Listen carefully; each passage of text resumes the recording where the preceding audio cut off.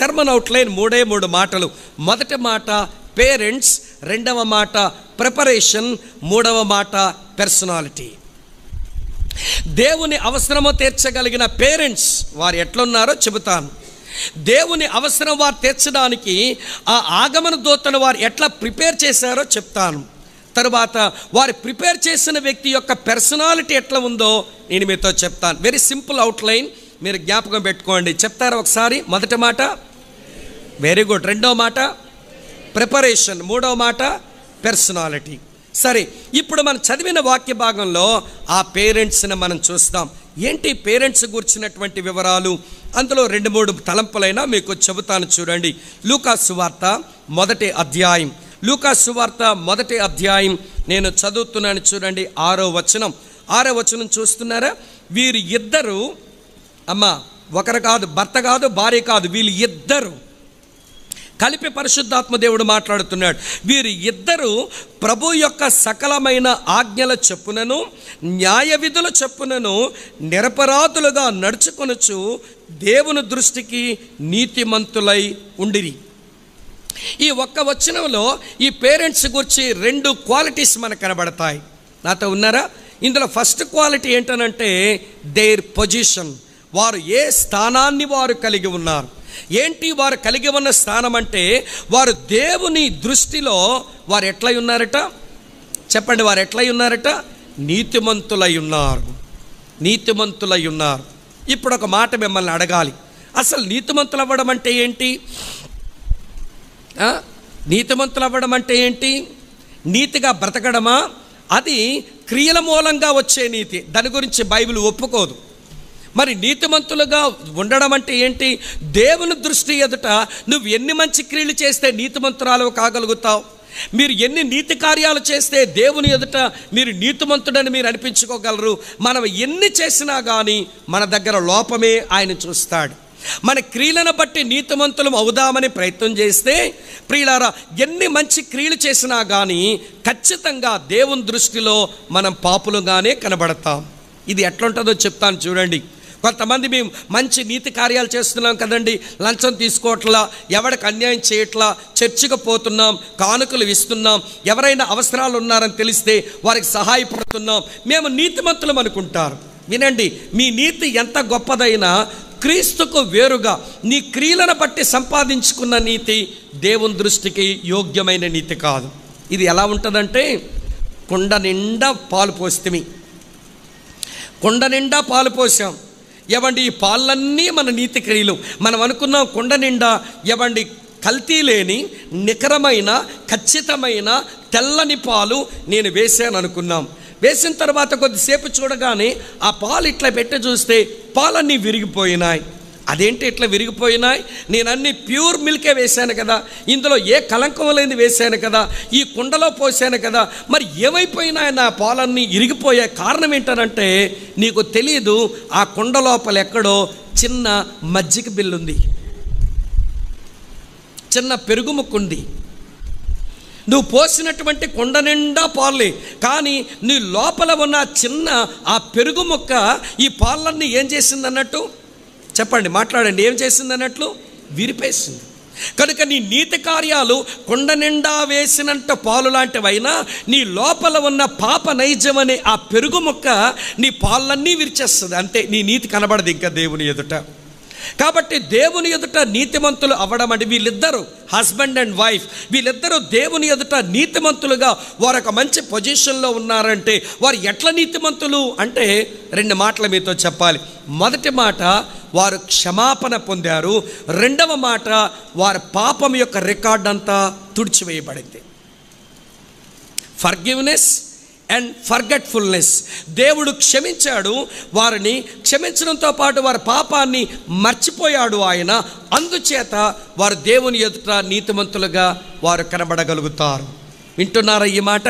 ప్రభువైన యేసుక్రీస్తు, భార్యాభర్తలారా వినండి, ప్రభువైన యేసుక్రీస్తు మన పాపాలను క్షమించే విషయంలో ఉత్తిగా క్షమించేవాడు మాత్రమే కాదు, క్షమించిన దాన్ని ఆయన మర్చిపోయేవాడు కూడా. అలా అని చెప్పి ఆయనకి మతిమరుపు ఉందని అనుకోకండి. నీలాంటోడు కాదు, నాలాంటోడు కాదు ఆయన. ఆయనకేమీ మతిమరుపు లేదు. ఉద్దేశపూర్వకంగానే దాన్ని జ్ఞాపకానికే తెచ్చుకోడట. చూడండి ఆ మాట ఎట్లుందో, చదువుతాను ఆ మాట. హెబ్రీలకు రాసిన పత్రిక రాసుకోండి వచనాలు, తర్వాత మీ స్టడీకి ఉపయోగపడతాయి. హెబ్రీ పత్రిక 8వ అధ్యాయం 12వ వచనం చూడండి. నేను వారి దోషముల విషయమై దయగలిగి వారి పాపములను ఇకను ఎన్నడను చెబుతారమ్మా అమ్మా జ్ఞాపకం చేసుకోం. వినండి, మనుషులంగా మనం క్షమిస్తాం కానీ అది మర్చిపోకుండా ఉండలేం. నేను కొంతమంది భార్యాభర్తల యొక్క జీవితాలు చూస్తున్నప్పుడు ఈవిడ గారు ఏదో తప్పు చేశారు. ఆమె తప్పు చేసిన విషయం ఆమెకు అర్థమై, ఏమండి నన్ను క్షమించండి, సారీ అండి అంది. ఇతగాడు కొంచెం మూతి మీద మేసం ఉన్న మగాడు కదా, కొంచెం పౌరుషం ఎక్కువ అయి ఉండి క్షమాపణ కొరకు నా దగ్గరకు వచ్చింది నా భార్య అని క్షమించాను పో అన్నాడు. అంతే, అయిపోయింది. సరే, వాళ్ళిద్దరూ చాలా బాగున్నారు. మళ్ళీ ఒక 3 నెలలు గడిచిన తర్వాత అలాంటి మిస్టేక్ మళ్ళీ ఆ సహోదరి చేసింది. అప్పుడు ఇతగాడు అన్నమాట ఏంటో తెలుసా? మళ్ళీ ఆవిడ వచ్చింది, ఏమండి తప్పు అయిపోయింది క్షమించండి అంది. అప్పుడు ఇతగాడు నోట్లోంచి వచ్చే మాట ఏంటో చెప్పనా? నీ గుణమేంటో నాకు తెలియదా? మీ అమ్మ బుద్ధి నీకు వచ్చింది, మీ నాయన బుద్ధి నీకు వచ్చింది, అందుకే 3 నెలల కింద అదే తప్పు చేసావు, ఇప్పుడు కూడా ఈ పాడు పని చేసావు, నీ బుద్ధంతా ఇంతే అంటాడు. విసుక్కుంటా, సనుక్కుంటా, నిందించుకుంటా. అంటే అతను ఇంత ముందు ఆవిడ చేసిన పాపాన్ని క్షమించాడంటారా? ఎస్, క్షమించాడు. కానీ మర్చిపోయాడంటారా? మాట్లాడరే, ఎవరిని మర్చిపోలేదు. అంటే అది పదే పదే జ్ఞాపకం చేసుకుంటారు. వినండి ప్రియులారా, ఎవడు పుణ్యం రావడమే క్రిస్టియన్ ఫ్యామిలీ అంటే. దేవుడు ఎలాగైతే క్షమించి ఆయన మర్చిపోతాడో ఆ లక్షణాన్ని అడాప్ట్ చేసుకోవడమే క్రిస్టియన్ ఫ్యామిలీ. అప్పుడు ప్రేమలు అభివృద్ధి అవుతాయి. నేను చెప్పలేదు, బైబిల్ చెబుతున్నది ఆ మాట. మీ కొరకు చూపుతాను చూడండి. సామెతల గ్రంథం 17వ అధ్యాయం. మీరు ప్రతి వచనం తెరిచి చూడాలి, నేను చెప్పింది అట్లుందో లేదో. రాసుకుంటండి, ఒకవైపు చూడండి కూడా. చదవడం నేనే చదువుతాను. సామెతల గ్రంథం 17వ అధ్యాయం 9వ వచనం చూడండి. ప్రేమను వృద్ధి చేయగోరువాడు తప్పిదములను దాచిపెట్టును, జరిగిన సంగతి మాటి మాటికి ఎత్తువాడు ఏమి చేయను? మిత్రభేదం చేయను. కొంతమంది వింటున్నారా, ప్రేమను వృద్ధి చేసే వాళ్ళు తప్పిదాలు దాచేస్తారు, సర్లే ఏదో అయిపోయిందని. ప్రేమను అభివృద్ధి చేసుకునే వాళ్ళు స్నేహము ప్రేమలు ముడిపడి ఉండడానికి ఏం చేస్తారంటే జరిగిన దాన్ని ఇక మాటి మాటికి ఎత్తరు, మర్చిపోతారు దాన్ని. ఈ రోజున చాలా క్రిస్టియన్ ఫ్యామిలీస్లో ఉన్న మాయ రోగం ఏంటంటే మన మధ్య ప్రేమల అభివృద్ధి కాకపోవడానికి క్షమించామని అంటాం, కానీ దాన్ని బాగా జ్ఞాపకం పెట్టుకుంటాం. టైం రాదా దీని సంగతి చూస్తాను, ఈవిడేదో నీకు శత్రువులాగా, నాకు టైం రాని ఎత్తగాడు సంగతి చెప్తాను, అప్పుడు అలా చేశాడు ఇప్పుడు ఎలా చేశాడు, నాకు టైం రాదా, అప్పుడు నేను అడిగేనా కడిగేనా అని అనుకుంటారు అక్కలు కూడా. ఎవరూ తక్కువ కాదు, ఇసుక తక్కిడి పేడ తక్కిడి లాంటి మనుషులే మన వాళ్ళు. ఎవరి బరువైనా ఒకటే, కాకపోతే అది ఇసుక, కాకపోతే ఇది పేడ అయింది. బరువులు మాత్రం సమానంగానే ఉంటున్నాయి. కారణం ఏంటంటే ప్రియులారా, దేవుడు మనల్ని ఎలాగ నీతిమంతులుగా తీర్చాడు అది మనకు అర్థమైతే ఆ గుణాన్ని మన ఫ్యామిలీలో మేనిఫెస్టేషనే క్రిస్టియన్ ఫ్యామిలీ. ఒక మాటలో చెప్పాలని అంటే the manifestation of God's attribute shown in the family. ఎవరి కుటుంబాల్లో కనబడవలసింది దేవుని యొక్క గుణలక్షణాల మేనిఫెస్టేషన్ అంతా కనబడాలి, అది క్రిస్టియన్ ఫ్యామిలీ. నాతో ఉన్నారా? ఇప్పుడు చూడండి, వీళ్ళిద్దరిలో భర్త నీతిమంతుడా, భార్య నీతిమంతురాలా? కొంచెం మాట్లాడండి అమ్మా. భర్త నీతిమంతుడా, భార్య నీతిమంతురాలా? వీరు ఇద్దరూ దేవుని దృష్టి ఎదురు నీతిమంతులు. ఇక్కడ కొంతమంది భర్తలు ఉంటారు, వీళ్ళు ఎక్కడికైనా మీటింగ్కి వెళ్ళి వాక్యం విని బాగా ప్రార్థన చేసుకుని బాగుంటారు. ఈవిడ గారి సంగతి అంతే, మూల తోసేస్తాడు ఈ మహానుభావుడు. పోని మగాళ్ళు అట్లా ఉంటే అమ్మలక్కలు కూడా అలాంటి మాయరోగపు అమ్మలక్కలు ఉంటారు. వీళ్ళు ఎట్లాంటి వాళ్ళనంటే భర్తను ప్రభు సంధికి తీసుకురావడమో ప్రార్థనలో ఉంచడమో రండి అని బ్రతిమలాడడమో చేయదు. వస్తేరా లేకపోతే మాని, నేనేమో అతి పరిశుద్ధురాలు, నేను గుడికెళ్ళి కనబడిపోతానని భర్తను ఎప్పుడూ తీసుకురావడానికి ప్రయత్నం చేయదు. దొంగ ముఖం, ఏమనుకోకండి అక్కలు. కనుక భర్త సంగతి నీకు బాధ్యత లేదా? ఆయనకు నువ్వు కావలదానివి కాదా? నీ భార్యకు నువ్వు కావలవాడివి కాదా? మరి నీవు నీతిమంతుడు అయ్యావు, నువ్వు క్షమించబడ్డావు, నీ పాపాలు దేవుడు మర్చిపోయాడు, దేవునితో చక్కగా సమాధానం కలిగి ఉన్నావు. మరి నీ భార్యకు స్థితి ఉండాల్సిన అవసరం లేదా? నీ భర్తకు స్థితి ఉండాల్సిన అవసరం లేదా? ఈ రోజున ప్రియులరా, మన పేరెంట్స్గా మన పేరెంటేజ్లో భార్యాభర్తలుగా దేవుని ఎదుట ఉండవలసిన పొజిషన్లో చాలామంది లేరు. కొంతమంది భార్యలు నీతిమంతులుగా తీర్చబడ్డారు, వారి పాపాలు క్షమించబడ్డాయి, వారి పాపాలు దేవుడు మర్చిపోయాడు, మంచిదే. కానీ కొంతమంది భార్యలకు ఈ అనుభవం లేదు, కొంతమంది భర్తలకు అనుభవం లేదు. అందుకనే ఒకరు ఒకలాగా నడిస్తే మరొకరు మరోలాగా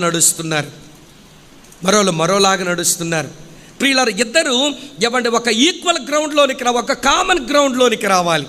ఎవండి నీకు కాఫీ ఇష్టం అవ్వచ్చు, ఆయన గారికి టీ ఇష్టం అవ్వచ్చు, నీకేమో స్వీట్ ఇష్టం అవ్వచ్చు, ఎవండి ఆవిడ గారికేమో హాట్ ఇష్టం ఉండొచ్చు, నీకు మాంసం ఇష్టం ఉండొచ్చును, ఆవిడ గారికేమో చేపలు ఇష్టం అయి ఉండొచ్చును. ఎవండి ఇలాంటి చిన్న చిన్న అలవాట్లో డిఫరెన్సెస్ ఉన్న ఎవండి మేజర్ విషయంలో ఒక కామన్ గ్రౌండ్లోనికి రావాలి. అది క్రిస్టియన్ ఫ్యామిలీ. ఏంటా మేజర్ ఇష్యూ అంటే దేవునిలో మనము నీతిమంతులుగా తీర్చబడ్డాం. నాతో ఉన్నారా? నా మాటలు అర్థమవుతున్నాయా? దేవుని అవసరము తీర్చగలిగిన ఆ ఫ్యామిలీ ఒక కామన్ గ్రౌండ్లో ఉంది. అదేంటంటే వీరిద్దరు కూడా దేవుని దృష్టి ఎదుట ఎవరు చెప్పండి, ఎవరు? నీతిమంతులు. ఇప్పుడు భర్తలను అడుగుతున్నాను, అన్నయ్యలారా, మీ సతీమణి ఆమె నీతిమంతురాలుగా తీర్చబడిందా? అక్కలను అడుగుతున్నాను, అమ్మ మీ భర్తలు నీతిమంతులుగా తీర్చబడ్డారా? వాళ్ళ పాపాలు క్షమించబడ్డాయని, దేవుడు వాటిని మర్చిపోయాడు అనే విషయం ఒకరికొకరు బోధించుకొని ఇద్దరూ కలిసి నీతిమంతులు కానీ దేవుని దృష్టి ఎదుట ఉన్నారా అన్నది ఒక ప్రశ్న. మీరిద్దరూ అట్లా కానప్పుడు మీరు అవసరాలు తీర్చుకోవడానికే దేవుని ముందుకు వస్తారు, కానీ దేవుని అవసరం తీర్చగలిగిన వారుగా మీరెప్పుడు ఉండలేరు అనే విషయం మీరు మొదటగా గుర్తించాలి. నీతిమంతులుగా తీర్చబడ్డ వెరీ సింపుల్. దేవుడు దాన్ని చాలా తేలిక చేసినాడు. ఎట్లా చేశాడో ఒక రెఫరెన్స్ చూపించి నేను కొంచెం ముందుకు వెళ్తాను. రోమీయులకు రాసిన పత్రిక చూస్తున్నారా? 5వ అధ్యాయం 1వ వచనం చూడండి, ఏముంది అక్కడ? కాబట్టి విశ్వాసమూలమున చెప్తారా? విశ్వాసమూలమున ఏమైతే నీతిమంతులుగా తీర్చబడ్డాం. చాలు. క్రీస్తు యేసునందల విశ్వాసం, నీ అంతరంగంలో జరిగిన పశ్చాత్తాపం అది ఏం చేస్తున్నదనంటే నిన్ను నీతిమంతులుగా నిన్ను తయారు చేస్తున్నది. ఇటువంటి సింపుల్ గాస్పల్ నుంచి నీ భర్త పోవడం, ఇటువంటి ఒక తేలికపాటి సువార్త నుంచి నీ భార్య దూరంగా అయిపోవడం ఎంత గొప్ప నష్టమో మీరే ఆలోచించాలి. నెంబర్ 2, ఈ పేరెంట్స్ దగ్గరికి వద్దాం. మొదటగా వారు దేవుని అవసరం తీర్చగలుగునట్లుగా వారు కలిగి ఉన్న పొజిషన్ దేవుని ఎదుట నీతిమంతులు. నెంబర్ 2, రెండవ సంగతి చెప్తాను చూడండి, మళ్ళీ 6వ వచనంలోని, వీరిద్దరూ ప్రభు యొక్క సకలమైన ఆజ్ఞల చెప్పునను న్యాయ విధుల చెప్పునను ఎట్లున్నారటమ్మా? నిరపరాధు. ఇది వారి కండిషన్. వారి పొజిషన్ రైచియస్ పీపుల్, వారి కండిషన్ బ్లేమ్లెస్ పీపుల్. ఇద్దరిలో ఒకరా? ఇద్దరు కలిసా? అమ్మ చెప్పండి. వీళ్ళిద్దరూ కలిసి వీరు నిరపరాధులు. అంటే నిరపరాధులు అంటే ఏ పాపము లేదని కాదు అక్కడ అర్థం. నిరపరాధులు అంటే అర్థం ఎవడి వారికి ఏదైతే తెలుసో ఆ తెలిసినంత మేరకు సరిగా బ్రతకడం, మేలైనది ఏదో తెలుసు ఆ మేలు చేయడం, చెడు ఏదో వాళ్ళకి తెలుసు ఆ చెడు చేయకుండా ఉండడం. అంటే అర్థం ఏంటో తెలుసా? వారికి ఏమైతే తెలుసో ఆ మేరకు ప్రియులారా వారు మేలేంది చేయటం, చెడు చేయకుండా ఉండడం, అట్లా నిరపరాధులుగా ఉండడం. అసలు దేవుని యొక్క మనసే అది. ఏమంటే కుటుంబాలకే మాత్రమే కాదు, వ్యక్తిగతంగా ఇండివిజువల్గా కూడా మనము ఆయన ఎదుట మనుషుల ముందు కూడా నిరపరాధులమై ఉండాలి. అట్లా నిరపరాధులుగా ఉండాలని ఆయన జగత్తుకు పునాది వేయబడక పూర్వమే యేసుక్రీస్తునందు మనలను ఆయన ప్రేమ చేత ఏర్పాటు చేసుకున్నట్ట. ఆ మాట మీ కొరకు చదువుతున్నాను చూడండి. ఎఫెసీయులకు రాసిన పత్రిక 1వ అధ్యాయం చదువుతున్నాను చూడండి ప్రియులారా. 6వ వచనంలో ఇలా ఉంది, మనలను ముందుగా తన కోసము నిర్ణయించుకొని మనము తన ఎదుట పరిశుద్ధులమును నిర్దోషులమునై ఉండవలనని జగత్ పునాది వేయబడక పూర్వమే ప్రేమ చేత ఆయన క్రీస్తులో మనలను ఏర్పరచుకొనెను. చూస్తున్నారా? మన కండిషన్ నిర్దోషులంగా ఉండాలి. మన కండిషన్లో ఎవరు మన మీద అపరాధం వేయనట్లుగా మనం బతకాలి. మీరేమనుకోకపోతా మాట చెబుతాను, సంవత్సరాల తరబడిగా వాక్యం వింటున్నా ప్రభురాత్రి భోజనం దగ్గరికి వచ్చేసరికి మాత్రం ఈ పాట పాడకుండా ప్రభురాత్రి భోజనం దగ్గర రావట్లేదు మన వాళ్ళు. ఏంటా పాట చెప్పనా? అమ్మ బాగా చెప్పారు ఎవరో. ఏంటమ్మా పాట? అపరాధిని. సంవత్సరాల తరబడికి అదే పాట. ఎవడి జీవితకాలము నేను అపరాధిని, కానీ ప్రభువా నన్ను నీతిమంతురాలుగా తీర్చావు, నన్ను నీతిమంతునిగా తీర్చావు, ఇప్పుడు నా కండిషన్ నిరపరాధిగా ఉండే మెట్టు ఇచ్చావని ప్రభువులో ఆనందించడం నేటి క్రైస్తవ కుటుంబాలకు చేత కావడం లేదేమో అని అనిపిస్తున్నది. కనుక ప్రియమైన సోదరి స్నేహితులారా జాగ్రత్తగా వినండి. వారి పొజిషన్ రైచియస్ పీపుల్, వారి కండిషన్ బ్లేమ్లెస్ పీపుల్. మూడవ సంగతి చెప్తాను వాళ్ళ గురించి. వాళ్ళ యాటిట్యూడ్ ఎలాంటి యాటిట్యూడ్, వాళ్ళు ఎటువంటి యాటిట్యూడ్తో బ్రతికారు ఆ పేరెంట్స్. దేవుని అవసరాలు తీర్చగలిగిన ఒక ఫ్యామిలీ ఎటువంటి యాటిట్యూడ్తో బ్రతకాలో నేను చూపనా మీకు. చూడండి, లూకాసు సువార్త 1వ అధ్యాయం, లూకాసు సువార్త 1వ అధ్యాయం నేను చదువుతున్నాను. చూడండి 13వ వచనం. అప్పుడు ఆ దూత అతనితో, జకర్యా భయపడకము, నీ ప్రార్థన వినబడినది. వాళ్ళు కలిగి ఉన్న యాటిట్యూడ్ ఏంటనంటే ప్రేయర్ఫుల్ యాటిట్యూడ్, ప్రార్థనాపూర్వకంగా బ్రతుకుతున్నారు. అమ్మ వింటున్నారా? దేవుని అవసరము తీర్చగలిగిన పేరెంట్స్ వారు ఎట్లుంటారంటే ప్రార్థనాపరులుగా ఉంటారు. ఏమంటే ఇక్కడ ఎలిజబెత్, జకర్యాలు వారు ప్రేయర్ఫుల్ పీపుల్. అందుకనే దేవదూత వచ్చి నీ ప్రార్థన వినబడింది. కొంతమంది ప్రార్థన చేస్తారు కానీ ఆ ప్రార్థన దేవుడు విన్నట్టుగా ఉండదు. ఎందుకంటే వాళ్ళ ప్రార్థన లాస్ట్ టైం వచ్చినప్పుడు చెప్పాను మీ చర్చిలో, కొంతమంది గానుగెద్దు ప్రార్థనా వీరులు ఉంటారు. గానుగెద్దంటే అలాగ అక్కడే తిరుగుతూ ఉంటుంది కదా.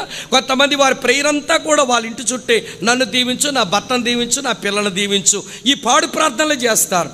మరికొంతమంది ఏమంటే గానుగెద్దు ప్రార్థనా వీరులు కొంతమంది ఉంటే, మరికొంతమంది మున్సిపాలిటీ ఎద్దు ప్రార్థనా వీరులు ఉంటారు. మున్సిపాలిటీ ఎద్దుకు ఎక్కడ చెత్త ఉంటే అక్కడ వచ్చి నిలబడద్దు అంతే, దాన్ని ఆగమని ఎవడు చెప్పక్కర్లా. రోడ్డు పక్కన చెత్త కనబడింది అక్కడ వచ్చి నిలబడద్ది. అట్లే మన దగ్గర కొంతమంది ప్రార్థనా వీరులు ఈ లోక సంబంధమైన చెత్త, ఆ చెత్త దగ్గర నిలబడతారు. ప్రభువా ఆ ఇల్లు నాకు ఇచ్చే, ఆ కారు నాకు ఇచ్చే, నా కొడుకుని దీవించే, నా కూతురికి పెళ్లి చేసే, నన్ను అందనాలు ఎక్కించేసే. ఈ రోతను చూసి, దాని వాసన చూసి ఆ రోతను తిని తృప్తి పడేటువంటి మోటు మాట వాడుతున్నాను, కటింగ్ వర్డ్, పందిలాంటి నైజం చాలా ఫ్యామిలీస్ దగ్గర నుంచి పోలా. మీ ఫ్యామిలీ ప్రేయర్లో దేని కొరకు ప్రార్థిస్తాము? ఎలాంటి ప్రార్థనా పరులు మనం? అయితే గానుగెద్దులాగా ఇంటి చుట్టూ తిరుగుతాము, లేకపోతే మున్సిపాలిటీ ఎద్దులాగా రోతన వాసన చూస్తాం ప్రార్థనలో, అది కావాలని తపన పడుతుంటాం. ఏమి ప్రార్థనా పరులమండి మనం? ప్రియులారా, ఎలిజబెత్, జకర్యా అది ప్రీస్ట్ ఫ్యామిలీ, అందుచేత ప్రజలందరి కొరకు ప్రార్థన చేస్తున్నారు. అలాగనే వారికి బిడ్డలు లేరు, ఒక బిడ్డనిస్తే ఏం చేద్దామనుకున్నారో కానీ ప్రియులారా వారు చక్కని ప్రార్థనా పరులు. వారి యొక్క యాటిట్యూడ్ ప్రేయర్ఫుల్ యాటిట్యూడ్. ఇది మీరు గమనించాలి. ఇంతకంటే ఎక్కువ చెప్పను ఆ పేరెంట్స్ గురించి, మధ్యాహ్నం చాలా చెప్పాలి మీకు. కాబట్టి పేరెంట్స్ ఎలా ఉన్నారనంటే వారి పొజిషన్ రైచియస్ పొజిషన్, వారి కండిషన్ బ్లేమ్లెస్ కండిషన్, వారి యాటిట్యూడ్ ప్రేయర్ఫుల్ యాటిట్యూడ్. అట్లా బ్రతికారు. అందుకే వారు దేవుని అవసరాన్ని అద్భుతంగా తీర్చగలిగారు.